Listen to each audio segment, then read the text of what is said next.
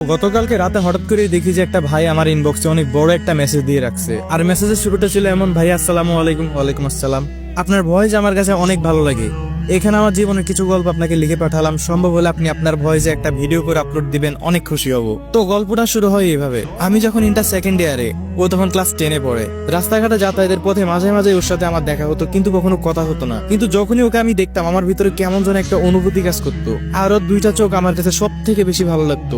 হরিণীর মতো টানা টানা চোখ ছিল তার। আর এইভাবে যত দিন যেতে থাকে আমি যেন তার প্রতি আসক্ত হতে থাকি। এরপর একদিন অনেক সাহস করে নিজের মনের সব কথা খুলে একটা চিঠিতে লিখি, আর রাস্তায় ওর সাথে দেখা হতে চিঠিটা ওর হাতে ধরিয়ে দেয়, আর কোনো কথা না বলে চলে যাই। এরপর আর 2 দিন ওর সাথে আমার কোনো দেখা হয় না। আমি কিছুটা চিন্তায় পড়ে যাই, কিন্তু তৃতীয় দিনে আমার সব চিন্তা দূর হয়ে যায়। আর ও আমাকে একটা চিঠি দিয়ে বলে যে বাড়িতে গিয়ে পড়বেন।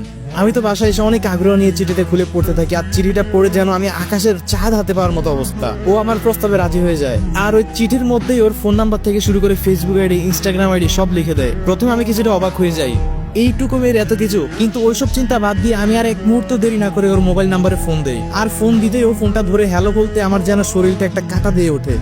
কি মায়াবী কণ্ঠ। তো এইভাবে আমাদের সম্পর্কটা চলতে থাকে। আর অল্প কিছুদিনের মধ্যে ওকে আমি মারাত্মক ভালোবাসা ফেলি, যেটা ও নিজে বুঝতো।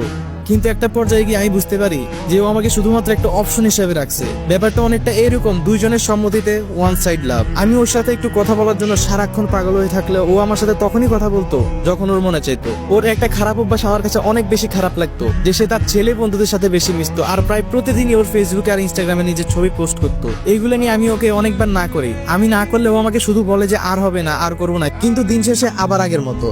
এক পর্যায়ে আমাকে সরাসরি বলে দেয় আমার পার্সোনাল লাইফ নিয়ে একদম নাক গলাবে না, এইসব আমার একদম ভালো লাগে না। তোমার যদি ভালো না লাগে আমার সাথে কথা বলার দরকার নেই। কিন্তু আমি এখন এমন একটা পরিস্থিতিতে আছি, তাকে চাইলেও ছাড়তে পারতেছি না, আবার ধরতে চেয়েও ধরতে পারতেছি না।